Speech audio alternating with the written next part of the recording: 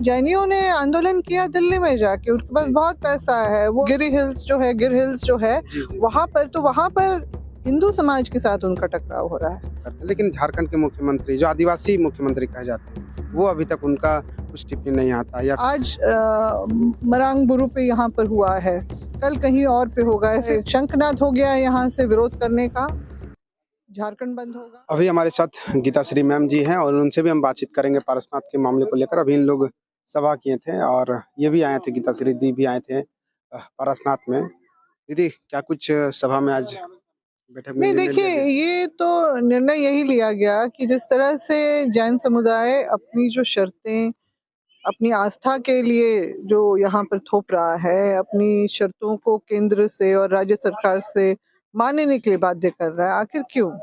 क्या ये इनकी मिल्कियत ये कब से बनी? जबकि यहाँ पर तो सदियों पुराने अपने जो संथाल आदिवासी जो है उनका अपना आराध्य ये जगह रहा है, अपने हिसाब से अपनी रूढ़िवादी परंपरा से चलते रहे हैं।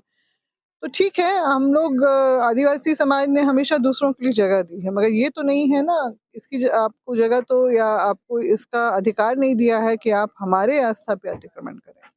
जो खुले तौर पे यहाँ पर हो रहा है अपने धन दौलत के बदौलत, जिस तरह से यहाँ पर कयावत हो रही है और उसी निमित्त जो है यहाँ पर लोग सभी आक्रोशित, जैसे हाल में जिस तरह की बातें आई उससे पूरा जो आदिवासी समाज है वो बहुत आक्रोशित हो गया है कि इस तरह से हमारी आस्था के स्थल पे अतिक्रमण ही नहीं, हमला भी हो रहा है हमारी आस्था के ऊपर में, हमारे अधिकारों पे भी अतिक्रमण हो रहा है, जिसको हम लोग बिल्कुल भी बर्दाश्त नहीं करेंगे। दोनों समुदाय अगर आपस में बैठ के बात किया जाए, जैन भी आंदोलन करते हैं, दिल्ली में आगे जाकर आंदोलन कर रहे हैं, आप लोग भी तो जैनियों ने आंदोलन किया दिल्ली में जाके, उनके पास बहुत पैसा है, वो अपना प्लेन भी उड़ा सकते हैं, सब कुछ कर सकते हैं।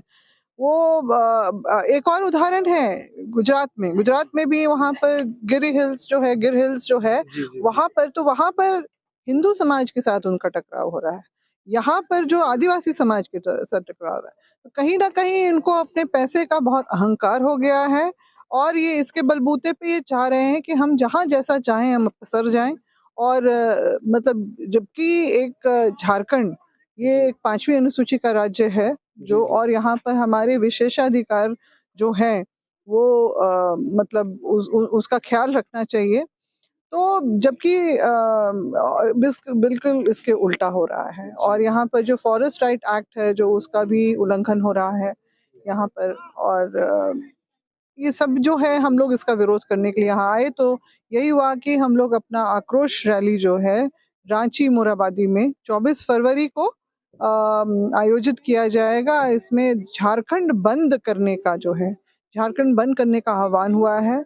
हम लोग सभी यहाँ पर मतलब इसमें भागीदारी अपनी निभाएंगे जो आदिवासी समाज है, इस बात को सरकार को जताने के लिए कि इस तरह की मनमानी जो है, इस देश के राजा जो हुआ करते हैं असली राजा आदिवासी, उनके अधिकारों का हनन हम लोग जो अपनी आस्था के ऊपर हमला हम लोग बर्दाश्त नहीं करेंगे। मैम, खुले मंच पे यहाँ के विधायक, सांसद या कहें तो जामताड़ा के इरफान अंसारी जी भी जेएनयू का समर्थन करते हैं, लेकिन झारखंड के मुख्यमंत्री जो आदिवासी मुख्यमंत्री कहे जाते हैं, वो अभी तक उनका कुछ टिप्पणी नहीं आता या फिर आदिवासी का समर्थन नहीं करने देखते मिलता है। ये देखिए ना, वही तो हम कह रहे हैं ना कि राज्य सरकार और केंद्र सरकार के ऊपर इन्होंने अपने जो भी है जिस तरह का भी दबाव बनाया है, इस बात को समझना होगा। राज्य सरकार केंद्र सरकार दोनों को समझना होगा कि आदिवासियों का जो एक आदिवासी बहुल राज्य है, तो यहाँ पर इन हमारे अधिकार सर्वोपरि होने चाहिए। हमारे जो है आस्था पे इस तरह का हमला नहीं होना चाहिए। इस बात को सरकार को समझना होगा और निश्चित रूप से गौर करते हुए हमारे हक में फैसला ले, ना कि इस तरह की बेजा नाजायज जो मांगों के सामने वो लोग अपने आप को मजबूर समझे। अगला क्या रणनीति बना है अभी तक? देखिए, पहला तो हम लोग शंखनाद हो गया यहाँ से विरोध करने का, झारखंड बंद होगा और हम लोग उसके बाद आगे चलेंगे। हम लोग का जो मैंने एक प्रस्ताव भी रखा कि जिस तरह से आपका उड़ीसा के न्यामगिरी जो पर्वत के ऊपर एक कंपनी को, वेदांता कंपनी को जो आगे माइनिंग करने से रोकने के लिए वहाँ के जो गोंड आदिवासियों ने जो जिस तरह का ग्राम सभा करके अपना विरोध दर्ज करवाया था, और सुप्रीम कोर्ट ने भी उसको बैकअप किया था, क्योंकि जो आदिवासियों के जो हमारे अपने पारंपरिक जो अपने अधिकार हैं, जो हमारे अपना जो धार्मिक अधिकार हैं, उसको संरक्षित करने के लिए जो सारा कुछ संविधान में भी जो दिया गया, हमारे स्वशासन की भी जो बातें आती हैं, तो उसमें मतलब वो एक बहुत बड़ा उदाहरण है। तो इसी तरह से हम लोग भी गाँव-गाँव में जो है अपना ग्राम सभा करें और फिर सम्मिलित रूप से उसको फिर जो है हम लोग भेजें। हमारे जो महामहिम जो हैं राष्ट्रपति, उनके पास जाएँ, वो भी आदिवासी समुदाय से ही हैं, ताकि वो समझ सकें अच्छी तरह से कि किस तरह से आदिवासी समस्त आदिवासी समाज जो है, वो इसको लेके आक्रोशित है। आज मरांग बुरु पे यहाँ पर हुआ है, कल कहीं और पे होगा। ऐसे बहुत सारी चीज़ें हम लोग आए दिन देखते हैं, हमारे सरना मसना पे भी इस तरह का जो है चढ़ाई होती है। तो हम लोग विरोध तो ज़रूर करते हैं, मगर इसीलिए हम लोग आदिवासी समाज हम लोग एकजुट होके यही संदेश सबको देना चाहते हैं कि आप लोग अकेला मत समझिए, हम लोग सब एकजुट हैं। जहाँ जब जो जैसी ज़रूरत पड़ेगी, हम लोग साथ खड़े होंगे और विरोध करके अतिक्रमण एक रोकेंगे। अंतिम सवाल है मैम कि मंच पे आज विधायक देखें लोबिन हेम्ब्रम को देखा गया है, लेकिन और भी अन्य जो विधायक है या आदिवासी विधायक है उनको भी देखा नहीं गया है।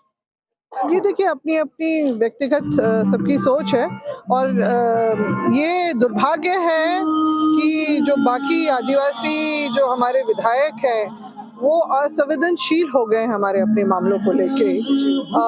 सिर्फ़ वो पॉलिसी मेकर ही बन के रह जाना चाहते हैं या फिर समाज के उस हित-अहित की भी जो बातों को सोचना समझना, उसके लिए काम करने की जो समझ जो है कहीं न कहीं ख़त्म होती जा रही है।